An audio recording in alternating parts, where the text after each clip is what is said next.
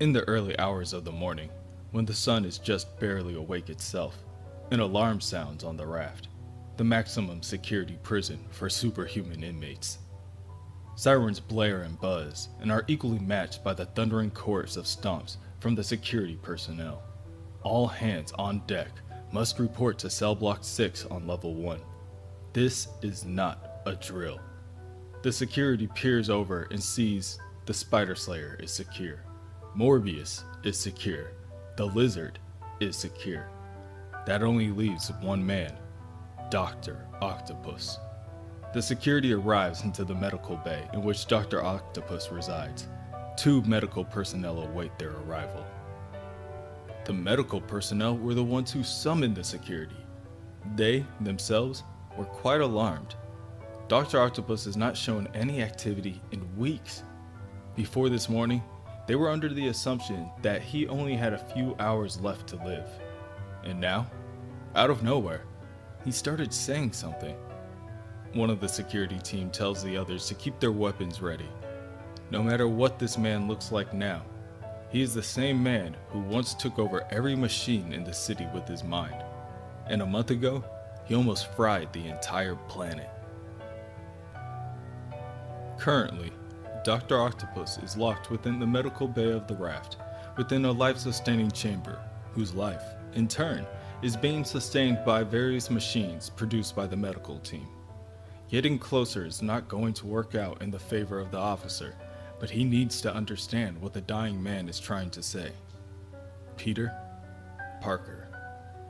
Slowly, just as the sun rises itself, a small Octobot climbs higher into the city skyline, and it repeats, Peter Parker. Peter Parker, the amazing Spider-Man. And today, he can just tell that it is going to be the best day ever. With everything that he has been through lately, he deserves this. Spider-Man freely swings through the city streets and he thinks to himself about it all. What's the point of being Spider-Man if you can't enjoy yourself? Web swinging, wall crawling, all of New York as your personal playground. Nothing can go wrong. Suddenly, Spider-Man hears a cry for help. Spider-Man lands and finds that a supervillain is attempting to rob a man's family store. The villain, a man who houses his body in a robotic armor, stands in triumph as the surrounding pedestrians cower. Destructor will fry all where they stand. Spider-Man, for the life of himself, can't understand who would actually speak like that.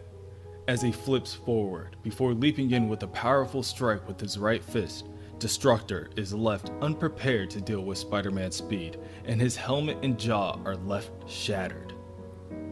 When the police and the ambulance arrive, the officer on the scene tells him Destructor was no more than a bluffer. That's why he was speaking that way. Why some things just didn't line up. He doesn't have any powers, just a $2 suit and dollar store sparklers in his gloves. With harsher sentences before having toy guns, crooks have been getting around it by pretending to be supervillains. All the pedestrians gossip to each other, telling each other that the man got what he deserved. The officer agrees, and tells Spider-Man that he doesn't need to feel guilty about hitting the guy with a hit strong enough to take on the Hulk. But he does need to come down to the station to fill out a report. But Spider-Man doesn't think he'll be doing that. He does have a life after all.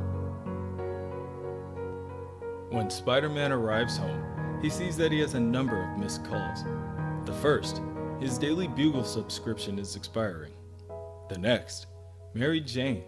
Her new nightclub is open that night, and he, Peter, promised her that he would show up. At the moment, Peter can't understand why the two of them aren't together right now, but he should fix that right away. The third call is from J. Jonah Jameson Sr., the father of the former owner of the Daily Bugle and Peter's current step-uncle. Peter's Aunt May is still in the hospital, and it would be in Peter's best interest to visit her.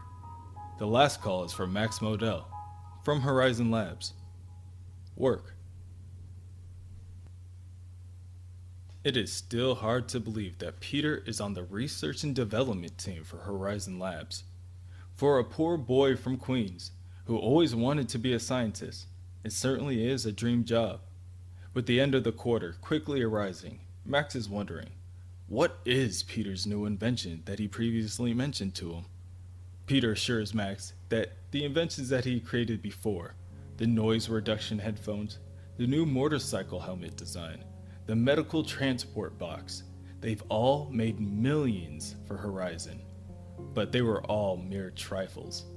His new ideas will put those to shame. Coming up with new technological marvels, for him, is child's play. But first, he must create some more web fluid. The formula is so simplistic in design and so revolutionary in practicality. To wonder, he created it as a sophomore in high school.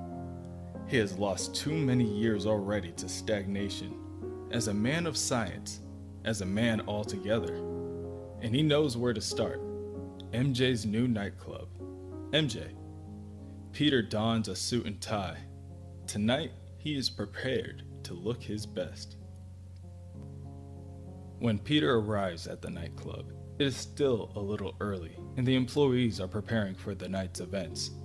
Mary Jane sees Peter and immediately notices the suit. She asks him what the special occasion is, and Peter says that it's life. Life is the special occasion, and he isn't going to let it pass him up any longer. They should be together. She knows it, he knows it. So they need to stop taking baby steps and take the dive already. Mary Jane is unprepared to deal with this sudden confrontation and tells Peter that she told Aunt May that she would visit her in the hospital. They can go together. When Mary Jane leaves to get her coat, Peter looks over to the ladies watching, the employees, and gives them a wink. When the two arrive at the hospital, Aunt May is rehabbing her injured leg. Jay tells the two of them that these are the first steps that Peter's aunt has taken since the accident. Suddenly, Peter's Avengers ID card starts to vibrate. He's being summoned to the raft. Quickly, he apologizes to his aunt and uncle and tells them that he is needed at work. Mary Jane backs him up with a kiss on the cheek. Jay is furious with Peter and explains that he is needed with his family, not at work. Aunt May tells her husband to hush. Her leg isn't even hurting, and more importantly, did he see the two of them? She might finally have grandchildren after all. A priority call from the Avengers. The public at large has gotten used to Spider-Man being one of Earth's mightiest heroes, but he never will. He's always been more of a loner than a team player, yet here he is. When he arrives, Spider-Man expects another breakout to be in the works, but Captain America tells him that it's just one of his old enemies. He's dying, and it won't be long now before it happens. He's only asking for one thing: Spider-Man. More specifically, Peter Parker. Jessica Drew, Spider-Woman, worries that this might second-handedly expose Peter's secret identity to a few people, but Captain America assures her that they will see this as nothing more than a superhero paying respects to one of his greatest foes. Wolverine tells Spider-Man to watch his back. If Dr. Octopus tries to play any mind games, no one will be mad if Spider-Man decides to off him a little early. Spider-Man does not respond. Instead, he asks to see Dr. Octopus alone. No backup, no cameras. When Spider-Man arrives at the medical bay, he removes his mask, telling Dr. Octopus that he is indeed Peter Parker, and asks his dying arch-nemesis what he wants. Dr. Octopus tells him that he is lying. He is Peter Parker. And that is when Spider-Man admits to the dying Dr. Octopus, that may be true, but he isn't Peter Parker anymore. Otto Octavius now has all of Peter Parker's original memories and knows everything that the original Peter once knew. And now, this will leave Spider-Man, Dr. Octopus's greatest enemy, trapped in Otto Octavius's body with only little time left to live.